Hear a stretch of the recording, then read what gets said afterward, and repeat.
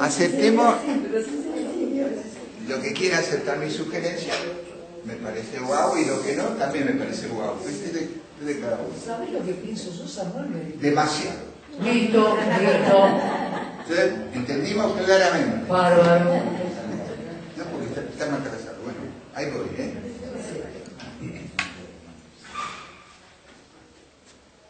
Digamos, en este caso lo aclaro por las dudas. No voy a hablar del alma, punto. Es una cosa que yo hablo mucho sin estar en estos temas, pero acá no. Solo voy a hablar de la mente humana. Porque a veces le van a surgir algunas preguntas que ustedes hagan, que puede generar como una mezcla de mundos. Solo voy a hablar de cómo funciona la mente humana, que ya es bastante complicada.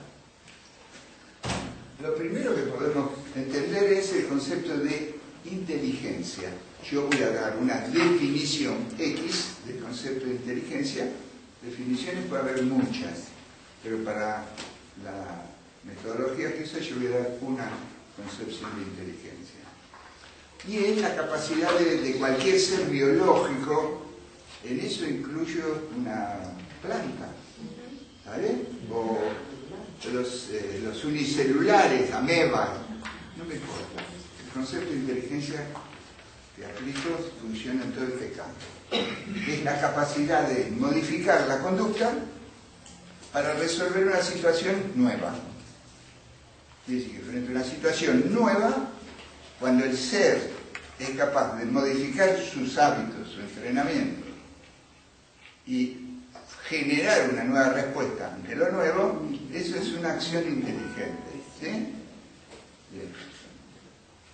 ¿Y eso qué incluye? Todo lo que es vivo, todo, desde el principio así. Si lo piensan un poco, el hombre tiene bastante dificultad para ser inteligente. Yo te voy a explicar por qué. Él tiene bastante dificultad en ser inteligente, aunque parezca que no. Por una cuestión de funcionamiento que después vamos a entrar en detalle. Si nosotros pensamos cómo funciona la vida biológica, ¿sí? Por ejemplo, la planta de tabaco, una planta, ¿no? Cuando es atacado por ciertos insectos, ¿qué genera? Para defenderse y hacer que los insectos huyan, genera en su superficie nicotina. Los insectos, cuando perciben la nicotina, entienden el daño que significa para sus organismos la nicotina y se van.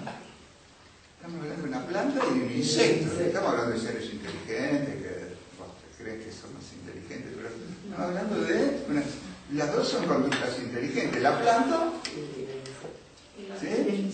Y no es que fue a la escuela la planta y que bueno, ahora cuando no, la planta lo hace. Y el insecto también, esto es dañino, me voy. ¿Qué observamos? Conductas inteligentes, ¿qué quiero decir? Capaces de modificar las circunstancias, porque la circunstancia es adversa, es inconveniente, los perjudica. Entonces, generan una conducta. ¿Sí? A eso lo llamo yo conducta inteligente. Si lo pensamos un poco, ninguna de estas habilidades para responder de otro modo a la forma habitual la aprenden en ningún lugar. Ningún pájaro le enseña cómo se fabrica un nido. No van a ninguna escuela. Ni siquiera los adultos le enseñan nada, no le enseñan nada. ¿Sí? Entonces, frente a eso, ¿qué vemos? Una metáfora. Sí, no hay otra opción. ¿Qué vemos frente a esto? Sencillamente que el diseño original,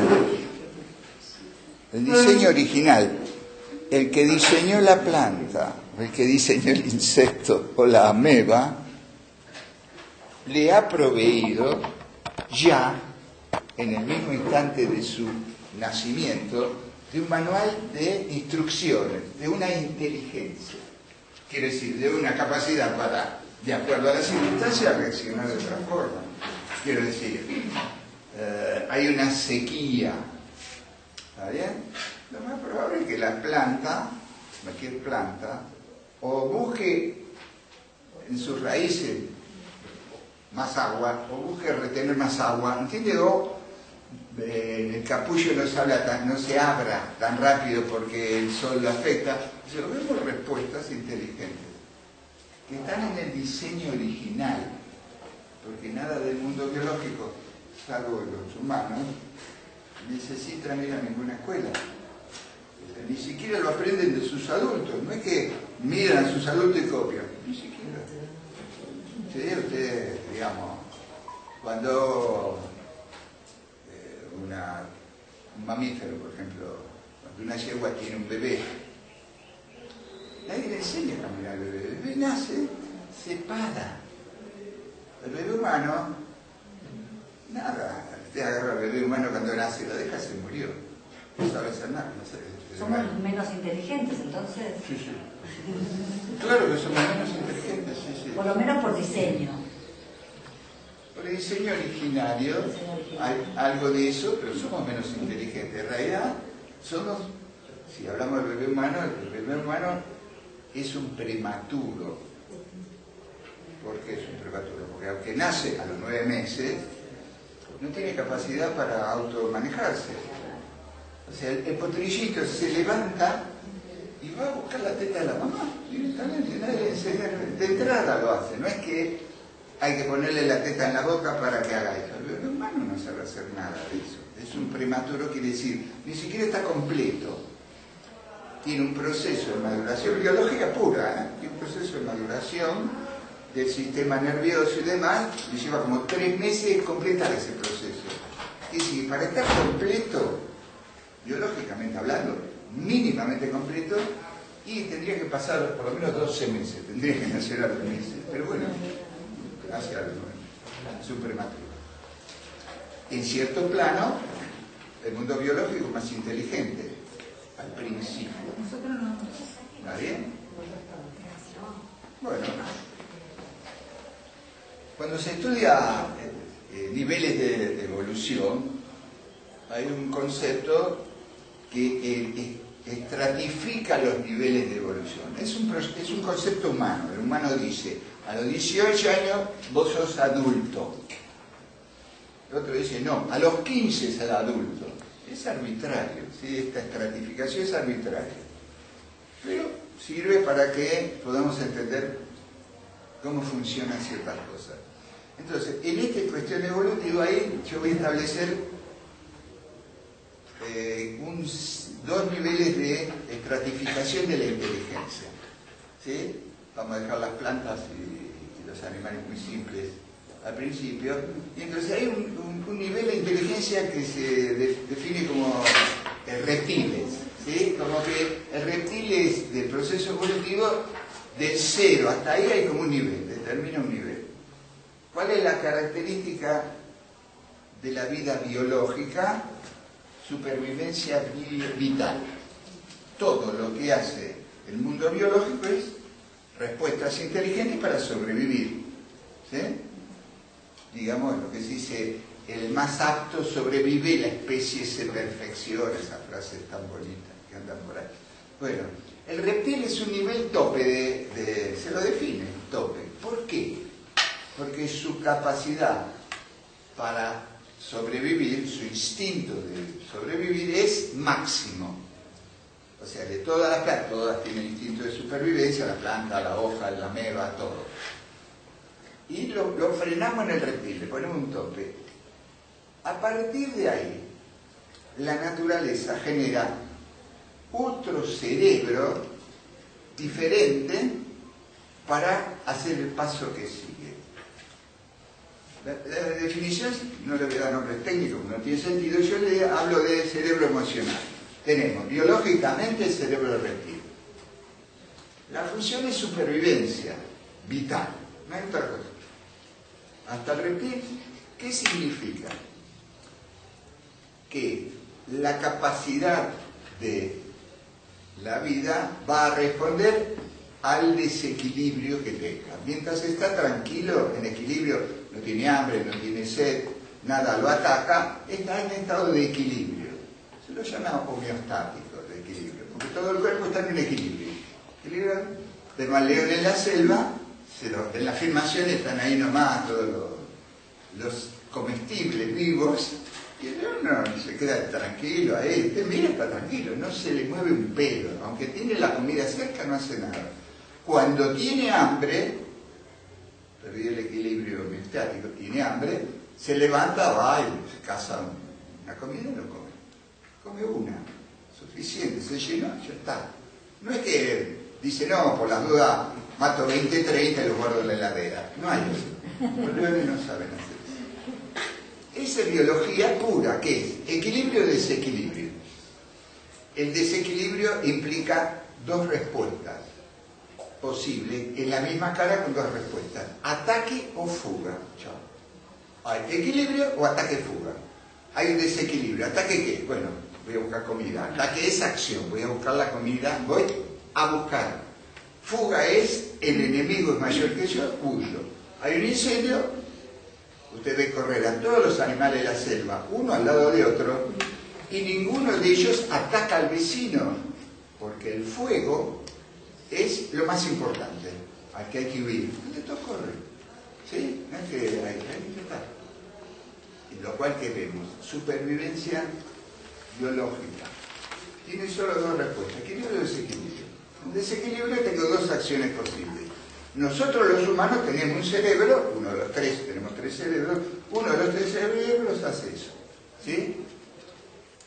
Por esa razón, yo estoy tranquilo, siento un ruido y me asusto. Pero si el ruido pasó allá, yo sé que no está acá, allá el ruido. No tengo un enemigo, pero me asusto. ¿Quién se asusta? Mi sistema biológico de defensa. Inmediatamente reacciona. ¿Por qué? Porque para sobrevivir no hay tiempo de razonar. No hay razonamiento, es pura respuesta biológica. A nosotros nos pasa. Cierto movimiento físico de una mano que viene hacia mí, yo estoy parado, una mano viene hacia mí, y yo no tengo tiempo de pensar, pararé la mano o me esquivaré o haré algo, y después me fijo qué pasa. No tengo tiempo de razonar, porque razonar lleva tiempo. Es pura respuesta instintiva, ¿sí? Eso es respuesta. El segundo cerebro, es un segundo nivel evolutivo, está ligado a, yo lo defino, para nosotros humanos, lo defino como el cerebro emocional. Ese es el nivel donde encontramos ahí a los mamíferos. ¿Por qué emocional?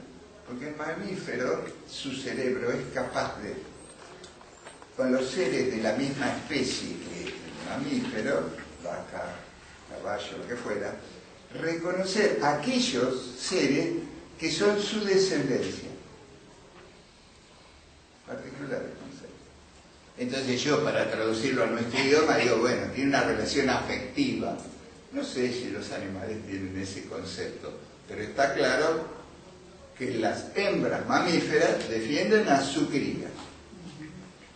Acá que tenemos ya dos cerebros en el mismo cuerpito, de la vaca, el caballo, de quien quiera, el mismo cerebro, están los dos cerebros en un solo cuerpo. La respuesta de ese cuerpo, en cada circunstancia, por ejemplo, de pelea por la progenie, se encuentra en un conflicto. Ya tenemos trabajo los psicólogos, aún con las vacas y los perros. ¿Por qué conflicto? Porque su cerebro instintivo, reptil, si hay un peligro, puede ser atacado por una jauría, se tiene que ir, ya, es instinto. Pero como el segundo cerebro que está integrado entiende que su cría tiene que ser protegida, encontramos aquí una lucha interna entre sobrevivo o defiendo mi cría. En general con los mamíferos lo que encontramos que defiende su cría aún en situaciones de mucho riesgo. ¿Sí? ¿Te puedo hacer una pregunta? Sí, claro. ¿En el territorio pasa lo mismo para el mamífero? Sí, es igual. ¿Es igual? El territorio es la casa, el espacio físico. Por eso vemos que aún los machos, perros, gatos, marcan un espacio de protección. Que marcan, dejan orina, tienen diferentes formas de marcar este espacio me pertenece. Nosotros vemos perros de la ciudad, o sea, perros que nada que ver, casi no serían perros salvajes, porque están domesticados. Sin embargo, vos el perro en el balcón, cuando los perros pasan por la calle, el perro ladra, como si acá estoy yo, ¿tenés que pasa eso? O sea, aún el instinto que dice, defendé tu territorio, entonces le ladra al pisito ojo que estoy acá. ¿Qué vemos? Que la biología responde inmediatamente, automáticamente a las situaciones de desequilibrio, peligro, hambre, lo que fuera. ¿Sí? Nosotros tenemos este cerebro, el biológico. Si lo pensamos con los humanos, es bastante común que dice, no fui yo el que hizo eso, perdí el control, o sea, perdí el control de mí, de mi cuerpo. Si yo perdí el control de mi cuerpo, ¿quién lo movió? El cerebro reptil. Esto es la biología. Quiere decir, la biología es el cerebro que más rápidamente maneja el cuerpo. Mire, prueben a dejar de respirar voluntariamente. Es la forma más clara de fracasar. Si ustedes quieren suicidarse dejando de respirar, no lo van a lograr. Van a usar algún truco porque ese no funciona. No, el cerebro reptil que hace. A mí no me importa lo que vos querés. Y te obliga a respirar. Respirar, obligatorio. Ahí en el ser humano el instinto sobrepasa el razonamiento. Perdón, el instinto está siempre por encima del razonamiento. No, siempre el instinto está por arriba del razonamiento. El instinto es la defensa de la vida biológica. Y la vida biológica es anterior a cualquier sistema de concepto de vida. No hay ni siquiera filosofía. En el diseño está la supervivencia biológica. En el cuerpo humano, que somos más sofisticados, porque tenemos 3 cerebros y vamos llegando a eso, lo que van a encontrar es que el cuerpo, frente a situaciones de deterioro, el mismo cuerpo elimina funciones naturales del cuerpo para proteger otras funciones del cuerpo y no tenemos nada que ver, no hacemos nada. El mismo cuerpo, aún contra nuestra voluntad, va a ir bloqueando y defendiendo. Nosotros nos desmayamos. El desmayo es una apuesta biológica, ¿no? ¿Cuál es la función del desmayo? Que se puede usar la energía para equilibrar lo que está faltando. Entonces, me baja. Entonces, ¿qué pasa? ¿Cómo me desmayo? Me baja la presión. A mí me da vergüenza desmayarme. A mi instinto biológico le importa 3 pepinos lo que yo quiero. ¿Qué voluntad ni quedó? Me baja la presión, o sea, piense, hay un fenómeno químico donde empieza a funcionar. Me baja la presión para que yo me pueda desmayar, para que yo no gaste energía inútilmente, que no sea recuperarme lo que me pasa. Y me desmayo. ¿Qué voluntad? La voluntad no corta ni pincha. Con eso vamos a entrar en un campo más complicado. ¿Sí? Y hasta ahí, biología pura. Manda absolutamente. Pensémoslo. Respuesta cardíaca, respiración, tengo sueño, estoy manejando. Es absurdo dormirme cuando estoy en la ruta a 140 kilómetros por hora. Me dormí, dice el tipo. Tiene suerte del cielo. No, el instinto biológico dice, se te acabó la pila, ¡pum! Y te duermes. Pero yo estaba ahí firme, con toda la voluntad, atento, ¿cómo voy a dormir? Me quedé dormido, me hice pomada. Me quedé dormido. ¿Qué quiere decir me quedé dormido? Que la biología manda. La supervivencia biológica tiene más poder que todos los procesos voluntarios y emocionales que tengamos. ¿Sí? Yo les voy a mostrar eso en una imagen gráfica bastante dura, pero bueno. Cuando se queman las torres gemelas, edificios enormes, 100 pisos, qué sé yo, se está incendiando. Y luego hay gente que se tira al vacío. Desde el piso 54, los primeros 53 pisos no hay problema, el asunto del último. Se tiran. ¿Cuál es la lógica? Que te tire para saber que te vas a hacer pomada. Es que el fuego le dice a la biología, esto es el peligro inmediato. Tirarte es una opción mejor. Y porque lo inmediato con el fuego. Más inmediato que el fuego no tengo. Entonces, para la biología, ¿qué es? Correr. Ataque o fugo. Fugo. Chao. Fugo. Te va a doler Va menos. para abajo. Pero después, sí, pero después, en el concepto cronológico, es una chance. Si huyo, tengo chance. Esto es biología pura, acá no hay que razonarnos. Tengo chance de salvarme del fuego. Entonces me tiro. Ahí no hay ningún razonamiento, no hay mente que piense, pero ni por error. ¿Sí? Nosotros tenemos, como todo el mundo biológico, ese cerebro funcionando. La mayoría de las respuestas de equilibrio cotidiano, hambre y demás, son biológicas, no son racionales. Yo hago una rutina. Les voy a, ya que estaba en eso, les voy a dar un ejemplo cómo se descubrió este proceso. Pavlov, que era un científico ruso, le puso una canilla, en una cirugía le puso una canilla en el estómago de un perro, una canillita. ¿Sí? Entonces, ¿qué pasa? Que descubre que cada vez que le ponen el plato de comida al perro, de la canilla sale saliva. Quiere decir que el sistema reflejo del perro, al ver la comida, comienza a prepararse generando saliva. Ahí no hay ningún perro razonable, es pura biología. ¿Está bien? Entonces, ¿qué pasa? El segundo paso, junto con la comida, hacen sonar una campanita. Nada más, tin, tin, tin, para la comida, tin, tin, tin, ¿sí? Un día solo hacen sonar la campanita y el perro empieza a salivar.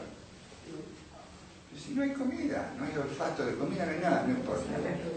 Eso es reflejo, una experiencia cualquiera, sensorial o visual o auditiva, X, queda asociada automáticamente a una respuesta.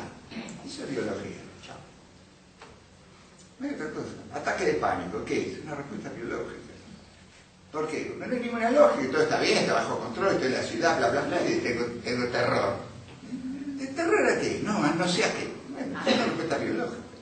¿Entiendes? O sea, ese cerebro nos manda en 90% de lo que hacemos. Después viene el cerebro, no tiene ni liberal. Entonces ya, por suerte, a esta altura, a partir de Pavlov, 30 y pico, qué sé yo, se desarrolló, se investigó y se trató de poner a prueba hasta cuándo sí, cuándo no, cuándo era la respuesta. Y todas las investigaciones, nosotros vamos a ver algunos pequeños videitos mostrando eso, vamos a ver cuál es el poder de la acción motivada por lo biológico. Y en el segundo cerebro, que era emocional. Lo emocional es sencillamente la posibilidad de establecer diferenciaciones entre seres de la misma especie. Los que son de mi progenie, yo mamífero le atribuye una categoría diferencial.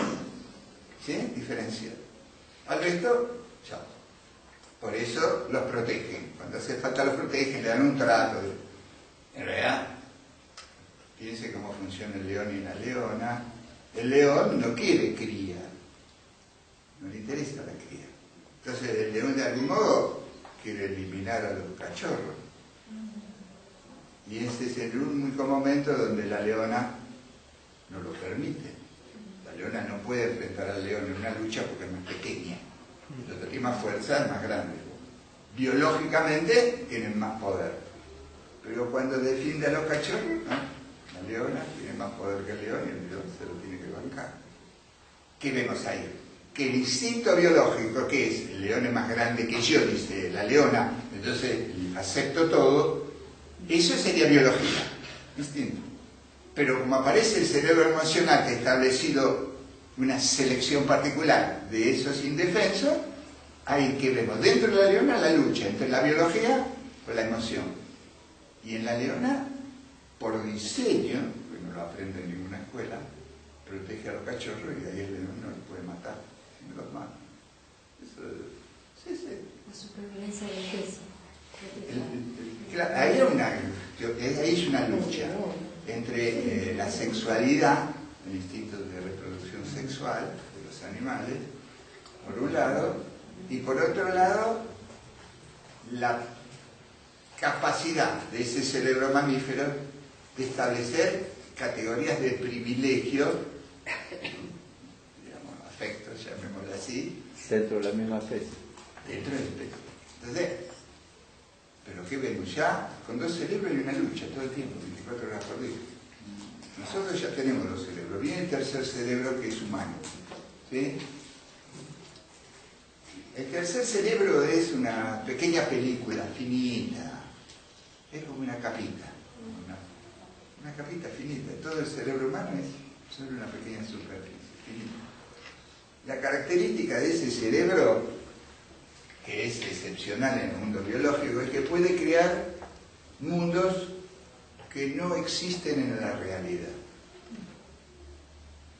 Crea mundos imaginarios. No existen. Todo el mundo biológico se basa en lo que existe, o sea, todos los sentidos leen, perciben lo que hay. Se acabó. La vida biológica responde, digamos, el aprendizaje en la vida biológica es sobre lo real. Vivió una experiencia, el perro fue atacado por un perro mayor y, bueno, salió herido, tiene la experiencia. Cuando ve un perro mayor, más grande, digamos, se achica, se arruga, se raja, porque ya aprendió que la vez pasada, frente a ese objeto, perro mayor, he tenido dolor, entonces me rajo. La experiencia real en el mundo biológico se basa en eso, digamos, el aprendizaje se basa en la experiencia real. Pero en el humano, este cerebro particular, imaginario, irreal, crea mundos que no existen en la naturaleza. ¿Qué mundo? Por ejemplo, la moral. En el mundo biológico no existe concepto de moral. No es que el león se comió el ciervito y dice, pobre la mamá, se lo come y está todo bien. Quiere decir, no hay lo que Dios moral, no. No hay culpa. No existe. La culpa es una construcción de nuestro mundo imaginario.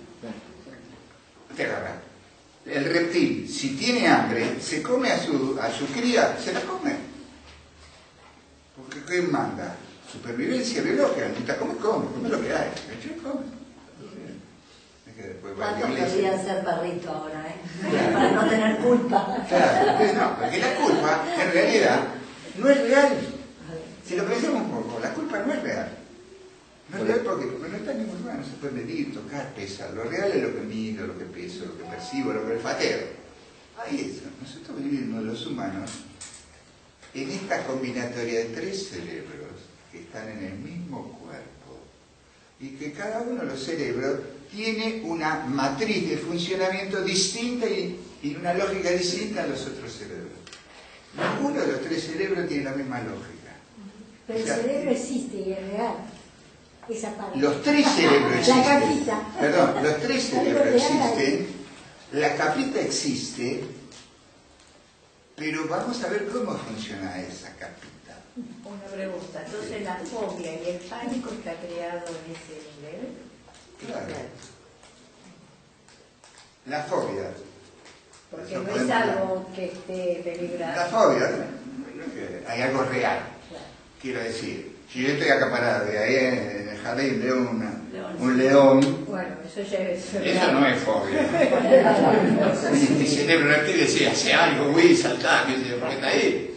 Pero si yo veo una paloma y le tengo temor, la paloma no tiene cómo atacarme, de ninguna forma, no me hace daño, no me hace nada, yo le tengo miedo, no estamos hablando de algo real.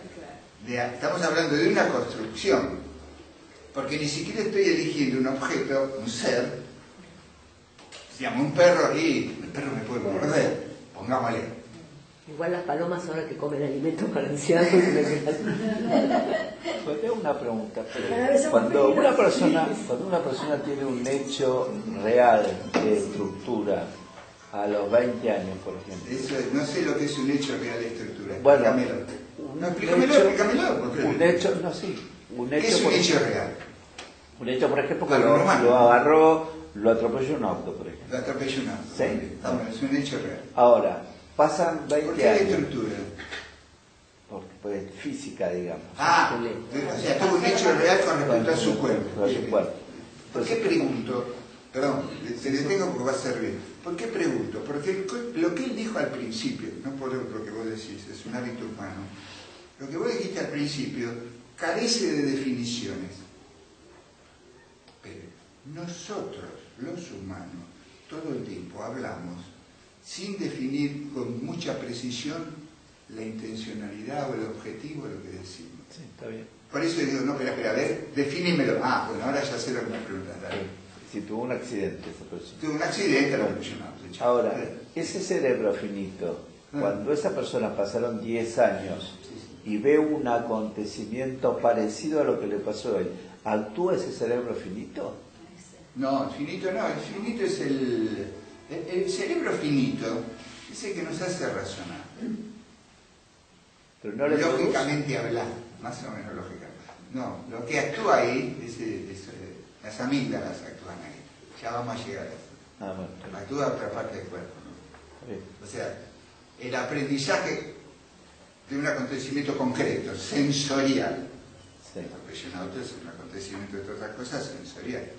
O sea, porque a lo mejor no lo veo, estoy distraído, me empuja, tengo sensación. Eso es una experiencia sensorial que afecta y además se enmarca en lo vital. Lo vital quiere decir que el golpe existió. Terminó en un hospital, o sea, existió. Eso está en el plano más que nada del cerebro de serpiente. Entonces, ¿qué pasa? Por supuesto, hay un recuerdo, una experiencia grabada en el sistema de detección de alarma biológica. Pero por supuesto, 20 años después está ahí. Está tan vivo como cuando pasó antes. No hay cambio. Pero eso es biología. Ahí está grabado. Ahí sí está grabado. ¿Sí? Bien. Cuando yo digo el imaginario, ¿cuál es el mundo imaginario? Las letras y los números. Las letras no existen en el mundo de la naturaleza. Son dibujitos, son palitos. Si yo le pongo el abecedario japonés, no, el japonés no, el ruso, por ejemplo, para mí son dibujitos, no son letras, porque no soy ruso. O sea, ¿cuál es la relación entre estos dibujitos y el sonido? Ninguna. ¿Cuál es la relación entre la letra A y el sonido A? Es una conexión aprendida en la cultura, donde yo he aprendido a establecer una relación entre ese dibujito y el sonido. Y se acabó. Eso es mundo imaginario. Construimos mundos que no existen en la realidad. Toda la comunicación verbal humana es imaginaria. A ver, ¿cuántas palabras hay en el vocabulario español? Debe haber alrededor de 50.000 palabras, ¿sí? 50.000 palabras, ¿sí? Un tipo culto como Borges podía llegar a conocer hasta 5.000 palabras, y era la cultura. Nosotros con 200 palabras manejamos cualquier idioma. 200, no 50.000, 200. Y pues, si soy medio culto, porque me gusta leer que yo, quizás sepa lo que significa 1.000 palabras. ¡Wow! Pero hay 50.000. ¿Qué estoy mostrando? Que son construcciones imaginarias las palabras, no son reales. ¿Qué es esto? Una mesa, ¿sí? Si yo a un extranjero que no conoce el español le digo mesa, no sabe de lo que le estoy hablando. ¿Pero qué? ¿No sabe lo que es una mesa? Sí, sabe lo que es un objeto mesa. Pero cuando yo se lo sueno, no sabe de qué, no hay nada. No hay relación entre la palabra y los objetos, no hay relaciones naturales. La relación siempre es artificial, construida. ¿Sí? Por eso cuando yo hablo, es probable que pongámosle el 20% del vocabulario que yo use para ustedes no signifique nada. Invento la cifra. ¿Por qué? A menos que ustedes manejen las mismas palabras que yo manejo, que yo ya conozco, ustedes me entienden. Cada vez que yo uso una palabra, esto es recíproco, ¿eh? De allá para acá y de allá para allá, no es de mi lado. Cada vez que alguien usa una palabra y yo no conozco su significado, no sé lo que quiere decir. ¿Esto que nos muestra? Que no hay una relación natural entre la palabra y el objeto, o la intención o la acción, ninguna relación natural. Es una relación construida. Mi mente, por aprendizaje, hace eso. ¿Sí? Bueno, ¿qué hacemos? ¿Le pasamos un video? ¿Lo vamos a parar? Yo quería agregar una cosa. Sí, puede agregar lo que quiera. Mientras ella prepara un video. No, con respecto a la ideografía de los chinos, ¿no? Sí. No,